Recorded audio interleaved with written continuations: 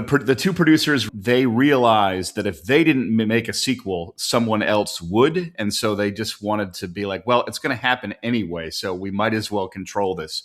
I want to think this is a reference to the 1977 Dino De Laurentiis produced Orca movie, which was a blatant ripoff of Jaws. And the producers are taking a shot right back at this really terrible film. Most of the original kids were fired because, Zwart came in because basically with John Hancock, he was filming shots with like people's heads cut off in the frame. There was one day when they were shooting in the vineyard and he wanted to rap at 3:00 in the afternoon. They were just filming kids talking on the dock.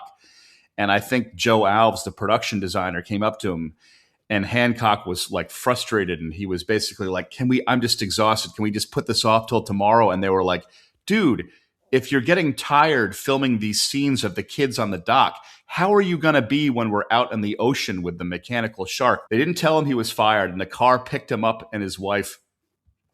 And instead of driving him to set, they drove him to the airport. They'd already packed his suitcase.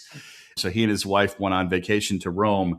Well, the funny thing is, this is kind of like it's the blueprint of like the teen slasher movie in a lot of ways. Halloween, Friday the 13th.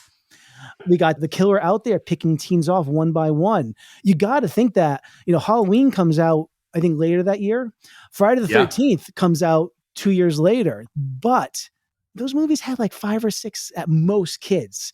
This movie has 10 and it doesn't flesh out any of these characters. The one that it does sort of do is Mike Brody, who is adult. It would be considered a rumor if one person was like, yeah, Roy Scheider wasn't the happiest guy on set. Roy Scheider was kind of a dick to people on that movie. But there's stuff in his score that I think is great. I love all the stuff with the teens out on the sailboats and how it's kind of light and poppy, but there's always like this undercurrent of danger that creeps into it.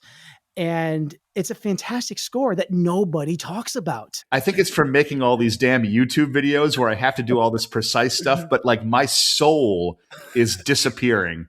And I am afraid in my old age that there's going to be nothing left. And I'm really scared. That woman, first of all, she's grabbing a can of gasoline and then she like dumps it on herself.